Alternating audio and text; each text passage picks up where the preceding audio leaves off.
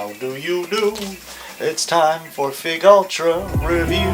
It's time to drop off my supplies. Can't start a review without all my necessities. Gotta have my Entenmann's chocolate plastic ass donut. Back at it again with another Fig Ultra Review. I am Hot Hocus Pocus Zenny, and today we are looking at the Street Witch Lily figure by Hobby Sakura. Illustrated by D-Smile. It's an original. Normally I like to wait to do the unboxings on video and leave everything tuckered in there for a surprise, but this time I couldn't quite help myself. I've been sick the past week, so I just wanted to, treat myself, and we're eating good today. Will not be disappointed. Yeah. I didn't fully take her out of her box. And hey, look! It's been a long time since I've got a figure in an all cardboard box. I love cardboard boxes. Look at that honking base. That's a big base. Where am I going to put this? Look at that. It takes up an entire half. So I do have some sad news. The other week, some friends and I went to Chicago. We went to the Renaissance time, medieval times, not Renaissance. I always want to call it Renaissance times. We went to medieval times, and they had a gift shop there, and I might have bought a sword. And then when we got it back to our hotel room, and I took it out, I realized that the sword doesn't have a blade. I can't believe I was planning on using another sword for an unboxing device, but yeah, no blade on it. It's solid. There's no sharpness on it at all, so I can't unbox any figures with my new sword, my new cutlass or rapier or whatever the hell this thing is. It's still cool, but it's not sharp, which is probably a good thing. It's not sharp, but old Zenny here tends to be a little reckless with these kind of things. Maybe it's for the best. Medieval times, the chicken was pretty good. I actually thought the chicken was dope, the seasoning they had on it. I guess that just means I'll have to find another sword with a blade on it next time. The katana is not enough. Fine, I'll just use one of these. Look at that. It's a high quality hat. To set her down, she looks. I'm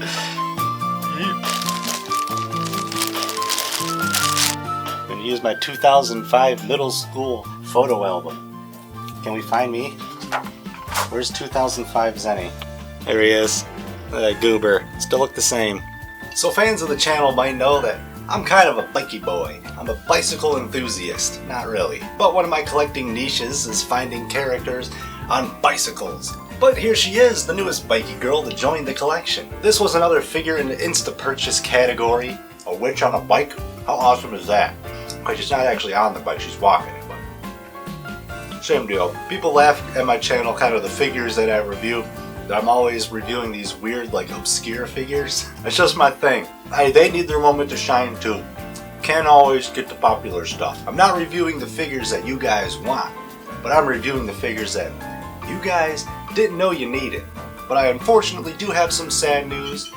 The wheels do not spin. Sadly, they don't spin, which kind of made it a little scary mounting the bike on this platform. Alright, I'll see you after the review. Have fun, enjoy. I'm still going to end up hurting myself with this sword. Even though it's not sharp, I'm going to do something stupid, like drop it on my foot or something.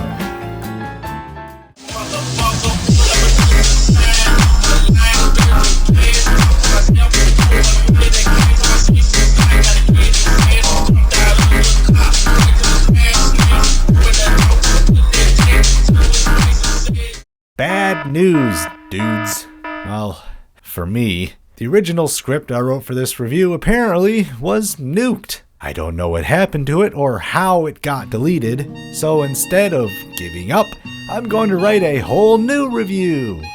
A much shorter and less detailed review. Because I'm mad and I do not want to write all of that again. At least we're getting something, I guess. Did I really delete it? I spent so much time writing jokes and nice little quips. I'm sick. I don't want to write it all over again. I just want to finish this damn review. So, anyways, I guess this fig came with a wall scroll if you did a special pre-order online. I did not. I'm not even sure where you had to go through to get it. I'm not a wall scroll fan anyways, so no big deal. So let's go over what I liked about this big floppy-headed witch girl. I think she has a whole fantasy-themed vibe to her, like she could be straight out of a Studio Ghibli movie. I like to think she works in a bakery and her boss sent her out to pick up ingredients for the day. She walks her bike through the quaint little village, meeting townsfolk as she picks up food on her checklist from the vendor's market. All she got right now was some baguettes and apples. I'm sure that goes with something, right? Who doesn't like baguettes and apples? I know some people weren't a fan of the color of her coat and hat. The dark forest green is a little bit too much saturation for this theme, but I think it makes this figure stand out. There's a good amount of objects and details in this whole setup, so I feel like it draws your eyes to her, in a good way. What also helps is that Hobby Sakura did a masterful job on painting this witch. There's plenty of airbrushing and beautifully blended tones. Like the greens on her coat go from light to darkly shaded in some spots. There's also room for natural lighting to soak through and also bring out just the rich paint tones on her. BFHs always get bonus points from me. I don't know why I like BFHs so much. We need more characters with big floppy hats. I especially like the decorative ornaments on hers. I like the little tree branches. It gives me Thanksgiving centerpiece vibes. There's all sorts of intricate motifs on her, like the designs on her collar, around her hat, her frilly doily-like fabrics poking out of everything, all the diamonds on the inside of her coat and hat. They didn't have to go so hard on the design like that, but I appreciate the hustle. Not many manufacturers add details to the inside of clothing. I can't really make sense of her top, but it's nice too. The color is simple, but it works well with her overall look. The frilly sleeves and the extra layer inside her skirt are top notch. The detached sleeves are a look. Maybe they're supposed to be more aerodynamic or something. I also appreciate the way they sculpted her holding the bike handlebars. It's a weird shout out, but it's a simple and sly way to show the softness of our little witch academia right here. Her face is pretty basic with not much emotion going on up there, but I think it fits the theme well. She has soft rosy cheeks and well painted lips, which could look bad if done incorrectly, especially with her being a little pale in skin tone. Skin tone, chicken bone, leave me alone. I've seen people complain that her head is a little wider than originally displayed in the promo shots. I personally think it looks better. You don't want her tiny head getting ate up by that big old hat now, do you? It also works better with the way her head is turned and how her eyes are looking off in a different direction. I love when a figure can be shown in different angles and you get an alternate perspective on how the character looks. See?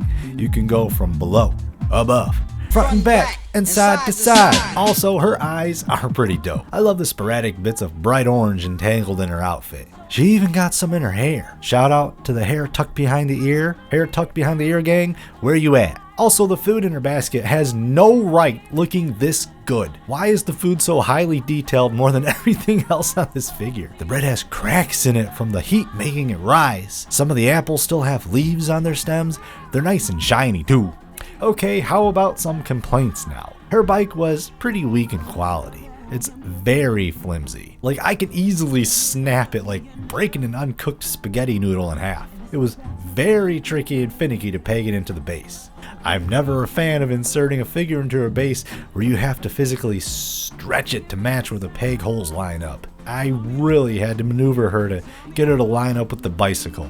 It took a little more elbow grease than I would have preferred. It really felt like I could break something at any second. Another thing about her that I'm not super fond on is her hair. More specifically, the color / paint job on it. It's kind of a gross, dirty, off grayish white color. You can see there's a brighter spot or two there. I really think it should have been a brighter, more cleaner tone. What also is weird is that they made her hair glittery. If you look at it at a certain angle, you can see like it's very shiny and has like little flakes of glitter in it. It really doesn't do much for me. It does make her flat hair color stand out a little bit more, but it makes it seem a tad out of place compared to the overall look of the rest of the figure in my opinion. I highly recommend this figure.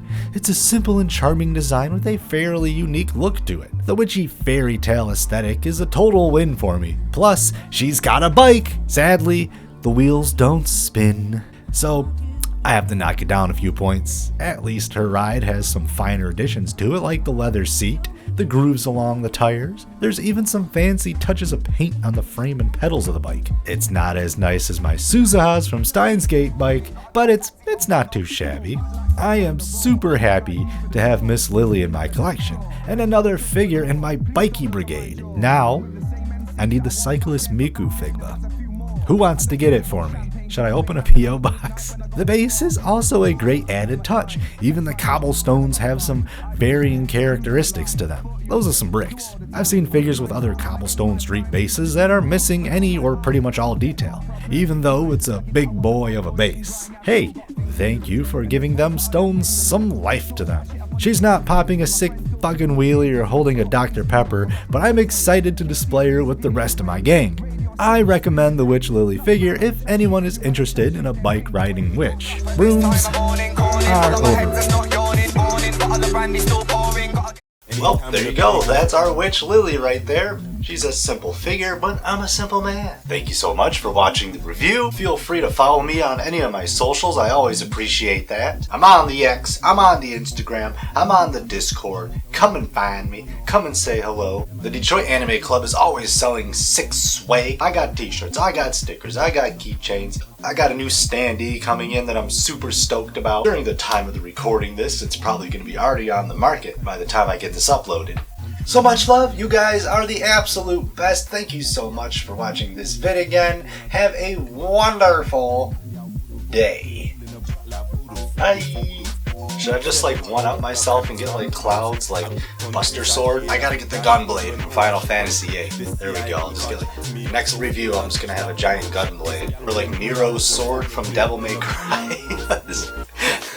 Get something totally wacky next time. Alright, that's been real. I'm getting out of here. I'm getting off the camera now. The jack-o'-lantern. The chocolate ice.